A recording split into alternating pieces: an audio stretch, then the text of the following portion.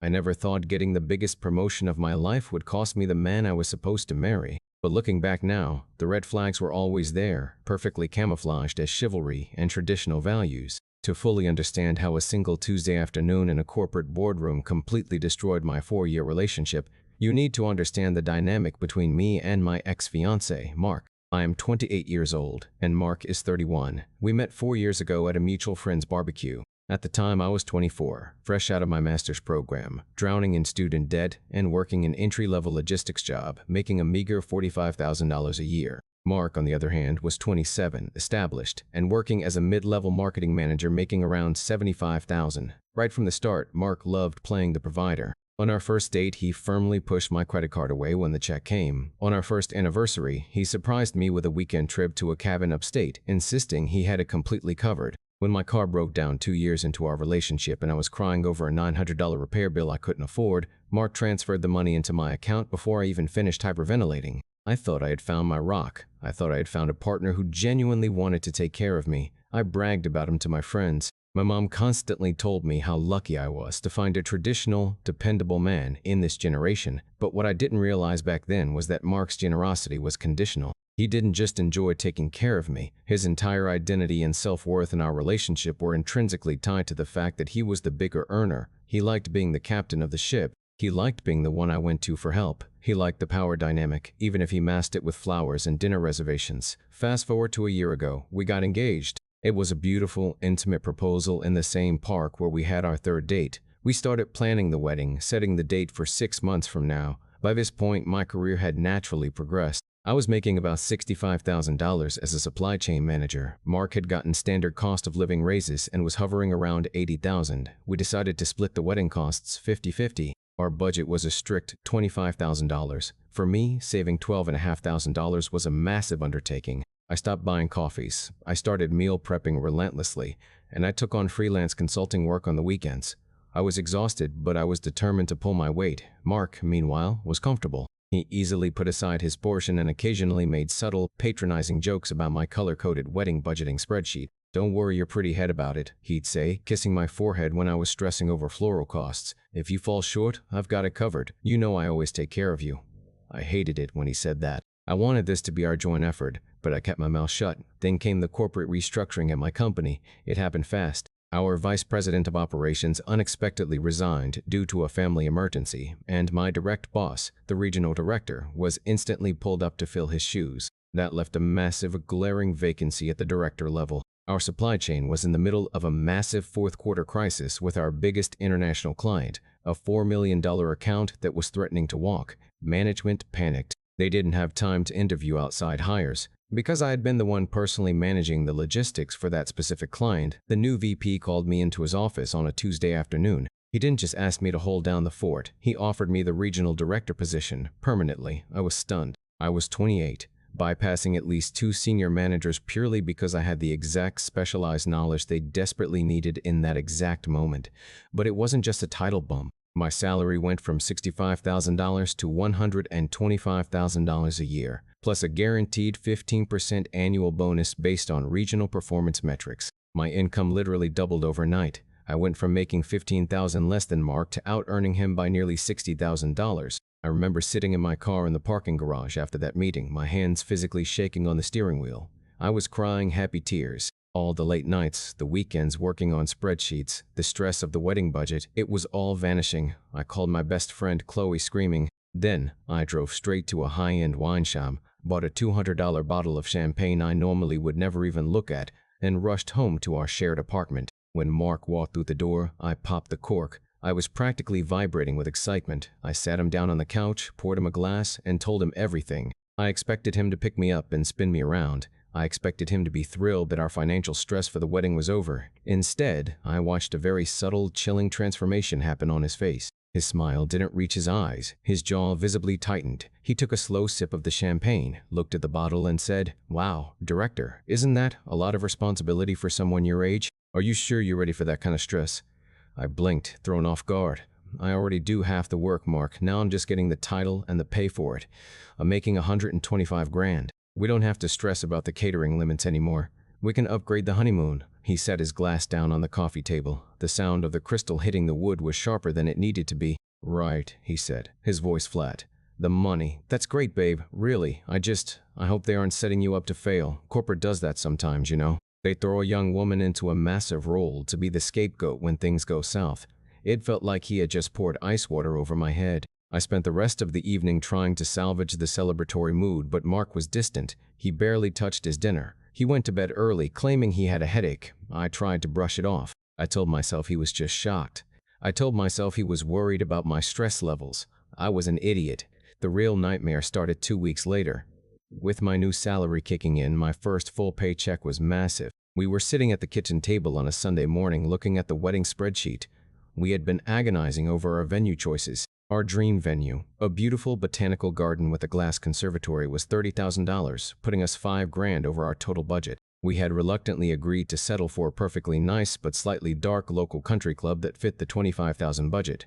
Hey, I said gently, tapping my pen on the laptop screen. Since my income went up, I was thinking, what if I cover the extra $5,000? We can actually book the botanical garden. I can pay my $12.5 plus the extra $5. You still just pay your half of the original budget. It won't affect you at all. Mark stopped chewing his toast. He stared at me across the table, his eyes narrowing. No, he said flatly. No? Mark, we both loved the garden. It was your favorite too.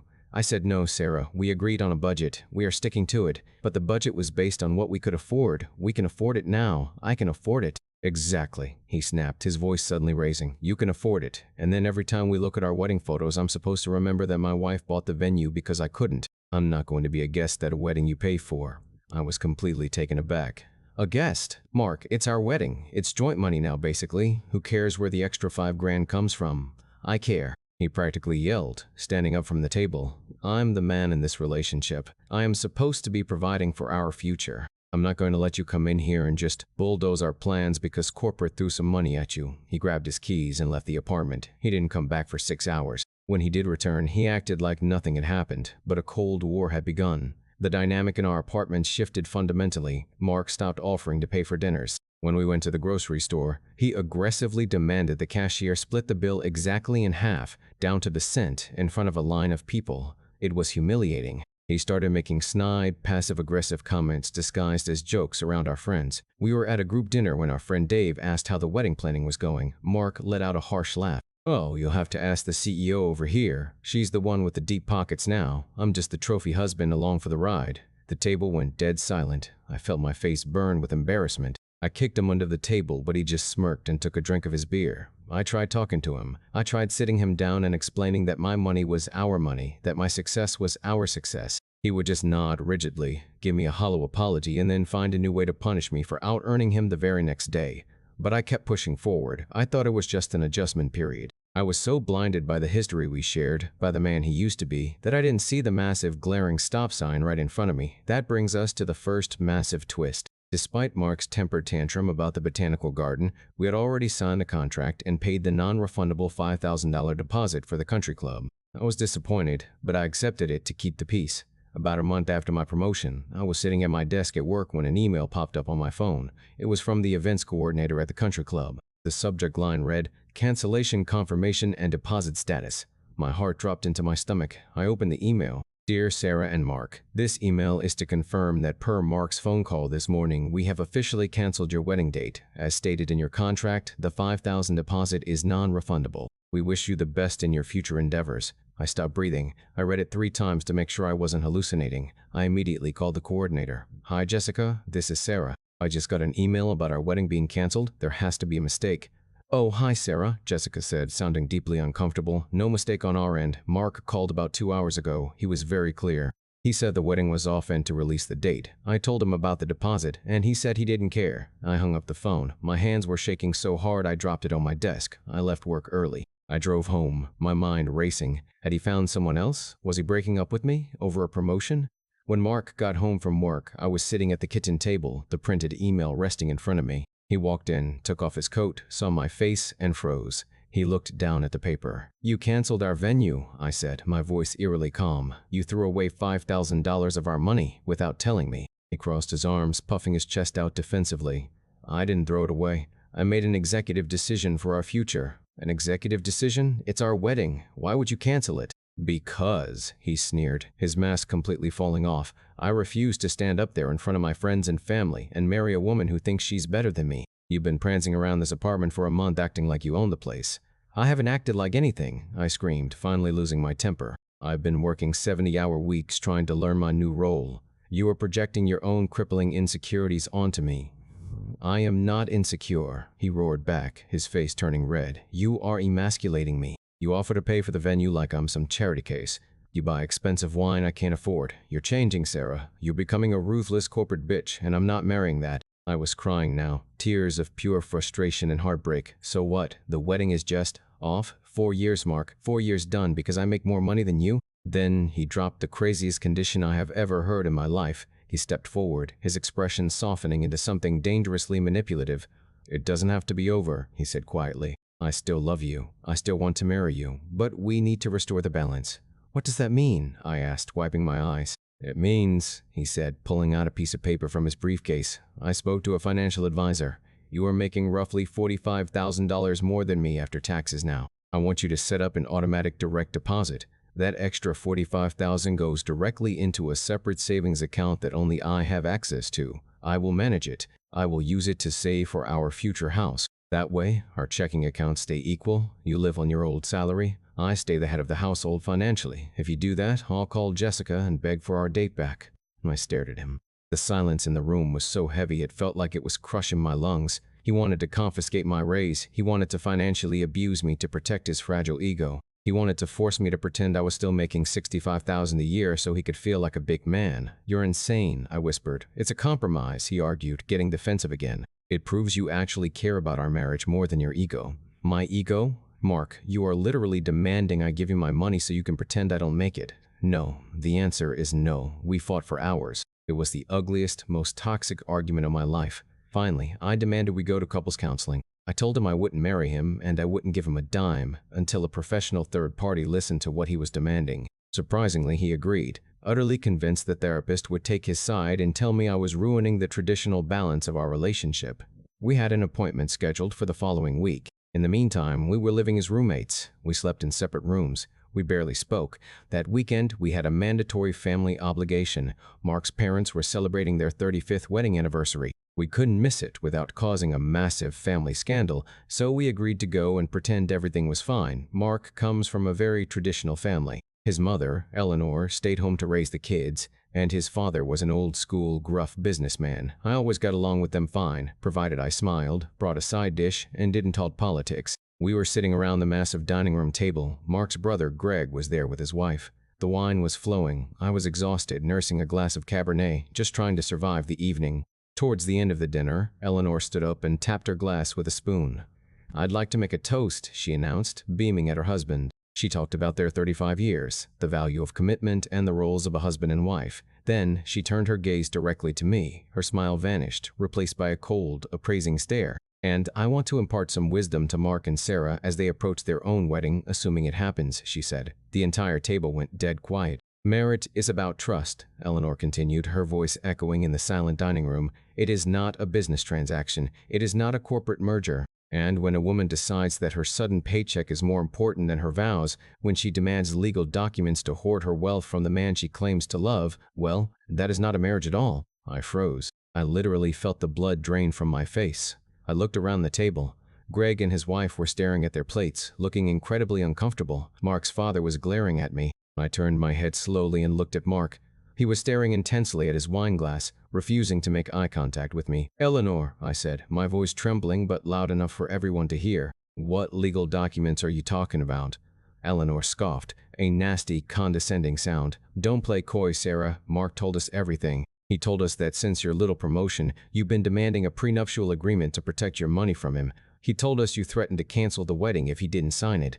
The room started spinning. I couldn't breathe. Mark hadn't just canceled the venue. He had proactively gone to his entire family and painted me as a greedy, manipulative monster to cover up his own insecurities. He lied to his mother to make me the villain. I stood up. My chair scraped loudly against the hardwood floor. Mark, I said, my voice deathly quiet, tell them the truth. He finally looked at me. He looked panicked, like a cornered animal. Sarah, please, not here. Let's just sit down. Tell them, I commanded, my voice rising. Tell your mother who actually canceled the venue. Tell her about the joint account demand. Tell her. You're embarrassing yourself, Mark yelled, standing up to meet me. No, Mark, you embarrassed yourself the day you decided my success was a threat to your manhood. I looked directly at Eleanor, who looked utterly confused. There was no prenup, Eleanor. There never was. Mark canceled our wedding venue behind my back because I got a promotion and now make more money than him. He demanded I deposit my raise into a private account he controls so he doesn't feel emasculated.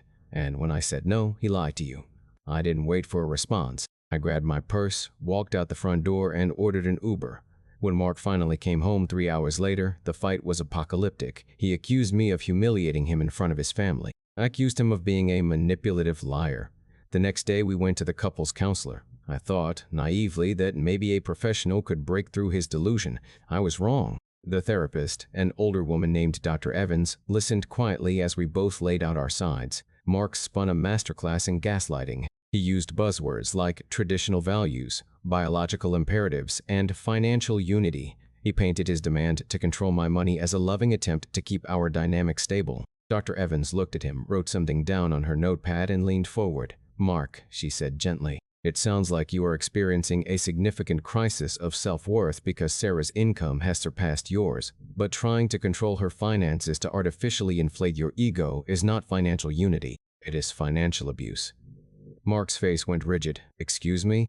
You are punishing her for succeeding, Dr. Evans continued smoothly. You canceled the wedding venue without her consent. That is deeply controlling behavior. A healthy partner celebrates their spouse's success. They don't try to tax it. Mark stood up so fast his chair knocked into the wall. This is ridiculous, he spat. You're a feminist quack. You're just taking her side because you're a woman. We're done here. He stormed out of the office.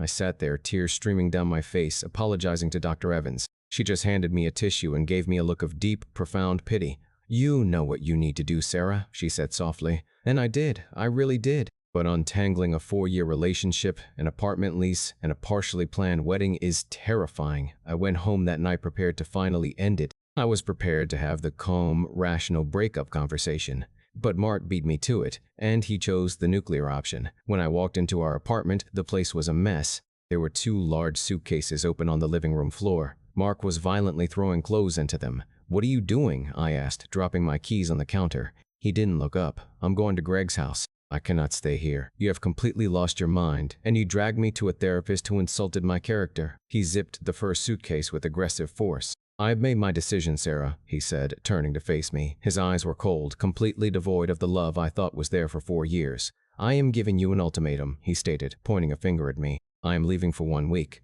During that week, you are going to go to your HR department, and you are going to resign from the director position. You can ask for your old job back, or you can find a new job that pays appropriately. Then you are going to apologize to my family for your outburst. If you do not do these things by the time I come back, he pulled out his phone, tapped the screen a few times, and held it up. It was an email draft addressed to our caterer, the florist, and the photographer. The subject line was, immediate cancellation. I will hit send on this, he threatened. I will cancel every single vendor, and this wedding is permanently over. It's me or the job. Choose your priorities. He grabbed his bags, walked past me, and slammed the front door so hard the framed pictures on the wall rattled. I stood in the center of the living room, surrounded by the silence of the empty apartment. He wanted me to beg. He wanted me to fall to my knees, crying, promising I would give up my career, my financial independence, and my self-respect, all to stroke his ego. He thought his absence would break me. Instead, I felt something else entirely. I felt a massive, overwhelming sense of relief. It was like a physical weight had been lifted off my chest. The anxiety I had been carrying for 2 months, the constant tiptoeing around his fragile ego, the dread of coming home to his passive-aggressive comments, it was all gone. I didn't cry. I walked into the kitchen, poured myself a glass of water, and sat down at my laptop. I opened my email. I drafted a message to the caterer, the florist, and the photographer myself. Dear vendors, I am writing to inform you that the wedding between Sarah and Mark is officially canceled. Please retain whatever non-refundable deposits you require per our contracts and release the dates. Thank you for your time. I hit send. Then I texted Mark. It was the last text I ever sent him. Vendors are canceled. The wedding is off. I am contacting a landlord tomorrow to break the lease. Do not come back here unless it is to get the rest of your things. I choose the job. I blocked his number. I blocked him on every social media platform. I blocked his brother, and I blocked his mother. The fallout was messy. Breaking the lease cost me 3 months' rent, which I gladly paid with my first director-level bonus. I lost roughly $8,000 in non-refundable wedding deposits. It was the best $8,000 I have ever spent in my entire life. It was the price of my freedom. For the first few days, Mark thought I was bluffing. He tried calling me from his brother's phone. He sent long, rambling emails to my work address, oscillating between furious insults and pathetic begging. He realized very quickly that the power dynamic had shattered, and he was left holding the pieces of his own hubris. 3 weeks later, he actually showed up in my office lobby holding a bouquet of cheap grocery store flowers. He looked awful. He had dark circles under his eyes and his shirt was wrinkled. My security guard called up to my office to say he was there. I went down to the lobby. "Sarah," he pleaded, stepping forward. "Please, I've been doing a lot of thinking. I was stressed. I was wrong. I forgive you." "Let's just go home." "I forgive you?" I repeated, almost laughing at the sheer audacity. "You forgive me? Mark, you financially abused me, lied to your family, and gave me an ultimatum to destroy my career. There is nothing to forgive because there is no us's anymore." "I can change," he begged, dropping the flowers on the reception desk. "You don't want to change," I told him, looking him dead in the eye. "You want the girl who made less money than you back. She doesn't exist anymore. Go home, Mark. If you come to my office again, I will have you trespassed." I turned around and walked back to the elevators. I didn't look back. It has been 6 months since that day. The day that was supposed to be our wedding day came and went last weekend. Instead of walking down the aisle to a man who secretly resented my success, I took my best friend Chloe on a luxury vacation to Cabo. I paid for the whole thing. My career is thriving. I have streamlined the regional supply chain and increased our quarterly efficiency by 20%. My company just gave me a massive stock option package. I moved into a gorgeous apartment downtown, decorated exactly how I want it, with no compromises. I learned a brutal but necessary lesson. A real partner will never ask you to shrink yourself so they can feel big. A real partner will stand at the finish line and cheer for you, not try to trip you before you cross it. Mark didn't cancel our wedding because I got a promotion. He canceled it because my promotion shined a massive, unavoidable spotlight on the fact that he was never actually in love with me. He was in love with being my savior. And the absolute best part of this whole story? I didn't need saving at all. I just needed him to get out of my way.